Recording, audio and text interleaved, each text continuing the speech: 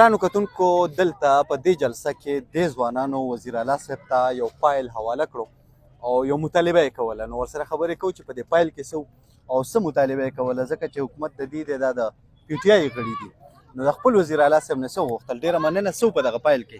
بسم الله الرحمن الرحیم. وحید صاحب ستاسو د ټیم او ستاسو د میډیا ډېره شکریا ادا کوم. موږ دغه فایل نن جوړ کړی او دا زموږ دا کوم فایل چې کوم دا سپیشل د 9 مې د اسیرانو په باره کې و. تاسو ته پته چې په 9 مې 2023 کې چې کوم دی په موږ باندې دغه جعلي او جوټي اف آی آر جوړې شوې وې. نو د هغې په سلسله کې چې کوم دی وحید صاحب زموږ دا کیس چې کوم دی نو دا تقریبا 3 کال روان دی، خو دا تاخیري شکار دی او په دې کې چې کوم دی پیشرفت نه کیږي. وحید صاحب دلته کې که تاسو ګورئ د اې ټي سي عدالت نه چې کوم دی زموږ د 788 چې کومې مقدمې او کومې اف آی آر وې نو د الله په فضل کرم سره هغه دروغ وي او دروغ ثابت هم شولې. هغه کومې زموږ اف آی آر چې وي 789 هغه موږ باندې ختم شولې. د هغې نه بعد چې کوم دی موږ دلته کې سیول کوټ ته راغللو نو تقریبا موږ په دې کې 10-15 اجیریانې وکړلې. اوس داسې زمونږ سیاسي مشران دي چې د هغو د کمزورۍ د وجې نه یا د کیس نه راتلل د وجې نه زمونږ کیس چې کوم دی نو هغه دین به دین د تاخیري شکار تللی دی. د هغې نه که تاسو سوچ وکړئ زموږ سره په دې کې داسې اوورسیز به وي وحید به چې د هغوی ویزې خرابې شولې.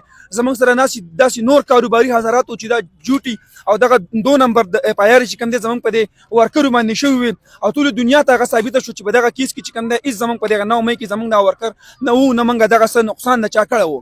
موږ په دغه فایل کې چې کوم دی سی ایم صاحب ته دا صرف پیغام ورکړو چې سی ایم صاحب زموږ د دې ځګي په دې کیس باره کې چې کوم دی د نور ځګونو که تاسو ګورئ چکدرې وټخیلي کیسونه ختم شوي دي، هر ځګي کیسونه ختم شوي دي. هغه ورکر چې کوم دی دغه ځګي خلک چې کوم دی هغه خپل روزګار کوي. خو موږ چې کوم دی د بده مرغه ما تاسو ته ویل چې خلکو د وجې نه چې کوم دی زموږ کیس د تاخیري شکار شوی دی او زموږ دا ورکر چې کوم دی دین به دین چې کوم دی دا د مایوسۍ شکار کیږي او د 9 مې چې کوم دغه 193 داسې خو ډېر ورکر دي، خو 193 چې کوم ورکر دي نو دا د مایوسۍ شکار شوی دی. موږ دا نه وایو چې زموږ پارټۍ ته او زموږ د خان صاحب ویژن ته چې کوم دی په لوی ډیر کې نقصان نه ورسي. نو موږ سی ایم صاحب ته ورته چې سی ایم صاحب دا د خان صاحب ورکر دی، دا ځپلی شوی دی، دا مایوسه شوی دی، ډېر زیات جیلونه او تکلیفونه تېر کړي. څه داسې ملګري چې هغه نن هم په جیل کې، څه داسې ملګري چې هغه ریپورټ د وطن نه بار دي. نو موږ سی ایم صاحب ته په دغه درخواست کې دا خبره کړله چې که ته د 9 مې دغه ورکر سره چې کوم دی د سره تاسو که دلته کې نه وو نو دلته کې خو تاسو ته پته وه چې ګڼه ډېره زیاته وه. که دلته کې نه وو نو په پېښور کې چې کوم دی ته زموږ د 9 مې د لوی اردیر چې کوم دا زموږ د 9 مې دا کوم قیدیان دي، دا کوم ورکر دي سره ملاقات وکړي، زموږ کومې مطالبې دي یا زموږ کومې خبرې دي چې هغه هلته موږ تاسو ته کېدو تاسو په هغې باندې خبره مخکې وکړئ. ډېره مهرباني.